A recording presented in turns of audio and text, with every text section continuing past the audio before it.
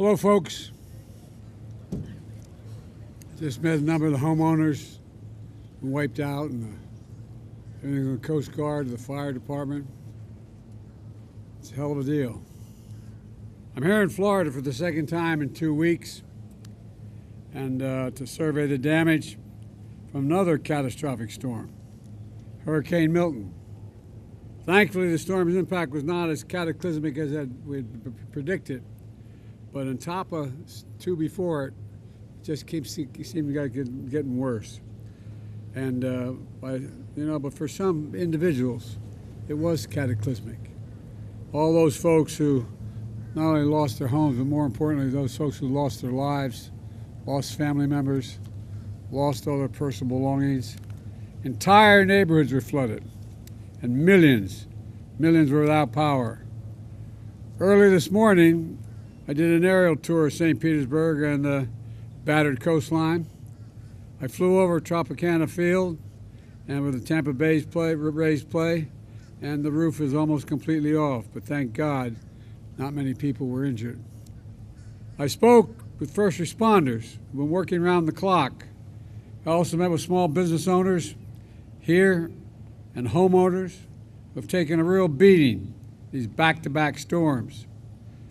And they're heartbroken and exhausted, and their expenses are piling up. And I know from experience how devastating it is to lose your home. Several years ago, my home was struck by lightning. It didn't all burn down, but we were out of the home for 7 months while it was being repaired. The thing I was most concerned about was not just the home, was all those things, all those pictures I saved that my daughter had drawn when she was little, all the family photographs, all the albums, all the things that really matter. Folks, the fact is that when you lose your wedding ring and the old photos, your children, family keepsakes, things that can't be replaced. But sometimes, in my own experience, that's the part that hurts the most. And I'm standing next to the mayor of Peach Beach and the chairwoman, Peters. Both their homes were damaged in Hurricane Milton. The mayor's home flooded, family vehicles washed away. County chair's home had experienced significant damage in the past two storms previous. Just finished rebuilding and settling back in. Now they have to do it all over again. Both their families lost precious personal belongings, but they've stepped up, not only to look out for themselves, but to help other families, help their neighbors. You know, that's the resilience of the people of West Florida. I want to thank them and all the public officials who've suffered consequential losses because of the storm, but who are out there doing things to help other people who had serious losses. It matters. The American people should know the sacrifices they're making. You know, they've been steadfast partners as well. We've been in frequent contact. And it's in moments like this we come together to take care of each other, not as Democrats or Republicans, but as Americans. Americans who need help, and Americans who will help you if you were in the same situation. We are one United States, one United States. I also came here to talk about all the progress we have made together. This is a whole of government effort, from state and local to FEMA to U.S. Coast Guard, Army Corps of Engineers, the Energy Department, Environmental Protection Agency, Department of Defense, just to name a few. FEMA has delivered 1.2 million meals, over 300,000 liters of water, 2 million gallons of fuel, and so far we've installed 100 satellite terminals to restore communications in impacted areas so families can contact their loved ones to be sure everything's okay and be able to reach out for help as well. Speaking of help, so far we've opened 10 disaster recovery centers in Florida with more to come so people can have one stop to meet with officials, get the federal help they're entitled to that's available to them, such as direct immediate financial aid, of no interest payment loans, mortgage relief, and so much more. You can also go online to disasterassistance.gov, disasterassistance.gov, or call 1-800-621-FEMA, F-E-M-A. Yesterday, after I signed the Major Disaster Declaration, more than 250,000 Floridians registered for help. 250,000, the most in a single day ever in the history of this country. 250,000. I know you're concerned about the debris removal, and it's obvious why. We're prioritizing debris removal and working with the state and local partners to clear roads, to get wreckage into the two hurricanes off properties, and so more folks can return home and businesses can receive much needed deliveries of food, fuel, medicine, and other essentials. That's a priority for me. Power has also been restored to over 2 million people in a matter of days. And thanks to tens of thousands of power workers from 43 states and Canada working nonstop, even more people will have more power restored soon. Today, I'm proud to announce $612 million to 6 new cutting-edge projects to support communities impacted by Hurricane Helene and Milton. That includes $47 million for Gainesville Regional Utilities and another $47 million for Florida Power and Light. This funding will not only restore power, but will make the region's power system stronger and more capable and reduce the frequency and duration of power outages while extreme weather events become more frequent. In fact, we've been able to restore power quicker because of critical infrastructure investments were made both when I was vice president and president to harden the grid. For folks at home, the grid means the electrical power system that transmits energy from where it's produced on the power plant to where it's used in homes and businesses. We've been hardening the grid, like burying transmission lines underground, replacing wood power poles with concrete or composite poles so they don't snap in the wind. Energy Secretary Granholm is here with me today leading this effort, and she'll tell you more about it and other cutting-edge technologies in the grid in a moment. But let me close with this.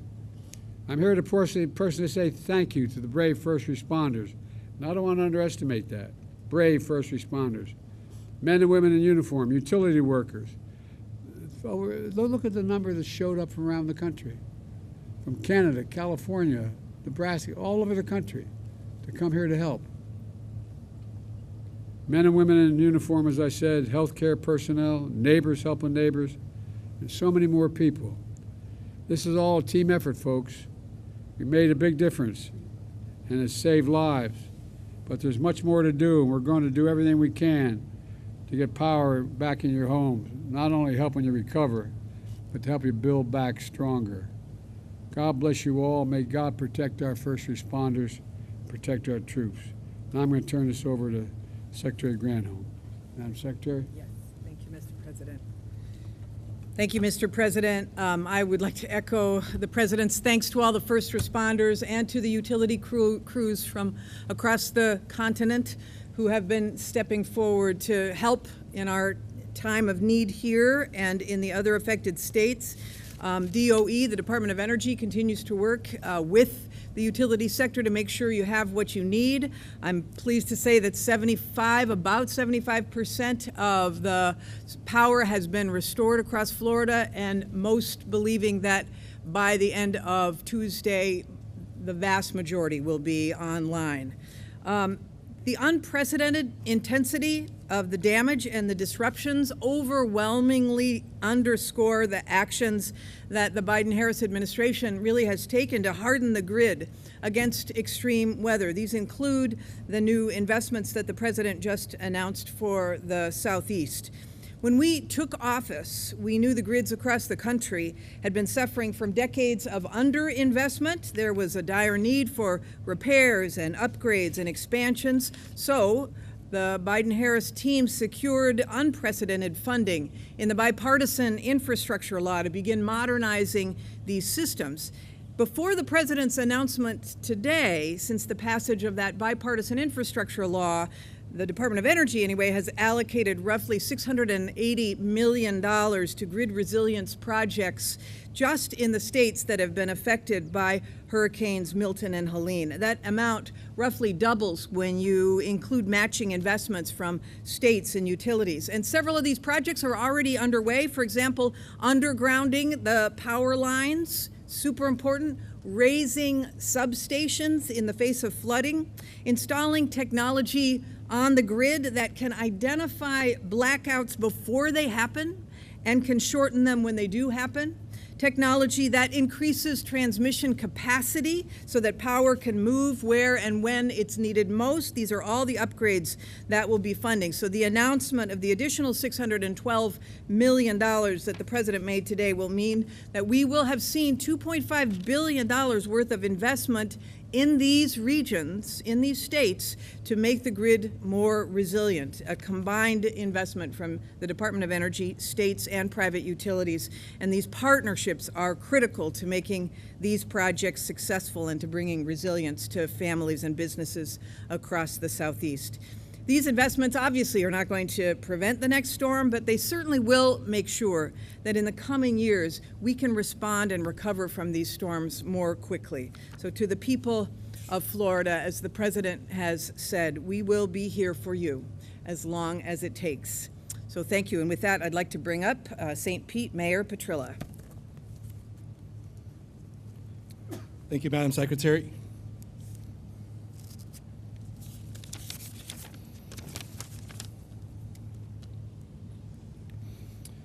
Mr. President, we want to thank you for coming here today to see the devastation and the destruction with your own eyes. And we thank you for your support during this difficult and historic time. Like so many of my neighbors, my family and I, we felt the full force first of Hurricane Helene and then of also Hurricane Milton.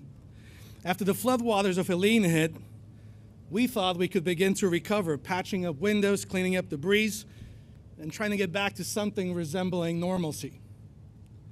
And just as we finally began to find our footing, here comes Milton. And with it, another wave of devastation. You can see it everywhere. Our roofs were torn up, our trees were pulled up, our homes were destroyed, and like so many in our town, my wife and I, we thought, we're concerned about our safety. We're concerned about the future of our town. I have walked these streets, I've seen the destruction, I've sat with families who've lost so much, and I've seen businesses struggling to reopen. I have firsthand felt the emotional and economic toll that these storms have taken on all of us. But one thing remains true. We are Americans. We have been beaten, we have been battered, but we will not be broken. We are resilient, and we will rebuild. That said, we cannot do this without the incredible support of FEMA, our state, our county, our first responders, and your administration, Mr. President. The resources that you have helped provide for us have been a lifeline to my family and to our community, to our neighbors. And on behalf of all of St. Pete Beach, you have our sincerest gratitude. Yet we know that the road to recovery is long. And today I'm asking for your continued support to help bridge the gap between where we are today and where we want to be, where we need to be in the future. We need help to rebuild our infrastructure, revive our businesses, and provide critical assistance to the families who are still picking up the pieces of their lives. The urgent needs are clear. We need economic relief, we need continued federal resources, and we need a path forward to ensure that our community and all other communities, all other cities who were devastated just like this town can emerge stronger than ever before. Together, with your support, Mr. President, we can and will rebuild. Thank you for standing with us. Chairman Peters? It's very good to be here, and I love to see all our first responders. You've done an outstanding job. I'm Commissioner Kathleen Peters with Pinellas County, And I can tell you that the county is working diligently to get our water running, to get our sewer systems back up and running, and we're with Duke Energy following them along to cut down the trees to make sure that they can get our power grid up and running in a collaborative effort.